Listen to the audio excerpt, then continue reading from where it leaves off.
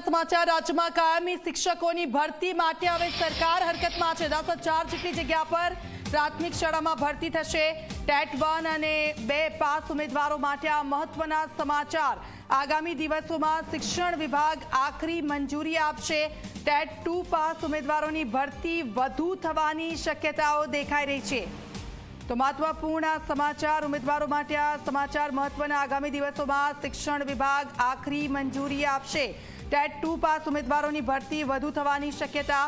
TET 1 અને TET 2 pass ઉમેદવારો માટે આ સમાચાર। રાજ્યમાં કાયમી શિક્ષકોની ભરતી માટે સરકાર હરકતમાં છે। 10,000 જેટલી જગ્યાઓ પર પ્રાથમિક શાળામાં ભરતી છે તે કરવામાં આવશે।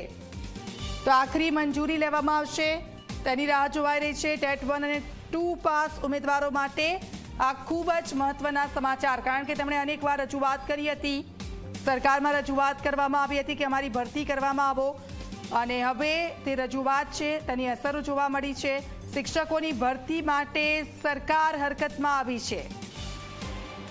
સંવાદદાતા હિત્તલ અમારી સાથે જોડાઈ ગયા છે। હિત્તલ, ટેટ પાસ જે ઉમેદવારો છે તેમની જે વાત હતી, તેમણે રજૂઆત કરી હતી અને આપણે દ્રશ્યો પણ જોયા છે કે તેઓ રજૂઆત કરવા માટે પહોંચ્યા હતા, ત્યારે હવે રાજ્ય સરકાર આ બાબતને લઈને હરકતમાં આવી છે। ક્યાં સુધીમાં મંજૂરી મળી જશે?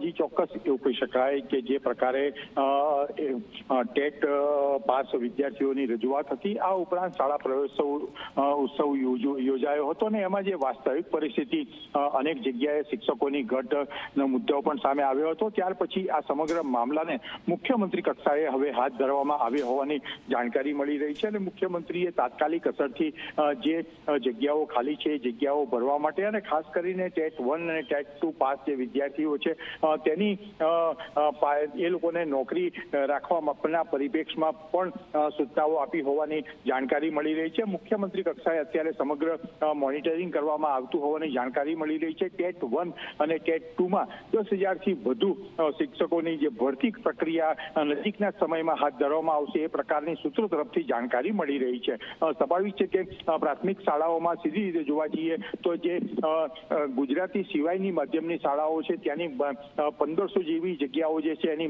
ભરતીની મંજૂરી શિક્ષણ વિભાગે આપી દીધી છે। હવે અન્ય જે ટેટ 1 ને ટેટ 2 પાસ વિદ્યાર્થીઓ છે તેની સંખ્યાની પણ મંજૂરી શિક્ષણ વિભાગ દ્વારા આપવામાં આવશે। એ પ્રકારના ચક્રો ગતિમાન કરવામાં આવ્યા હોવાની જાણકારી મળી રહી છે। જી બિલકુલ, આભાર હિતલ, આપની પાસેથી અપડેટ્સ લેતા રહીશું।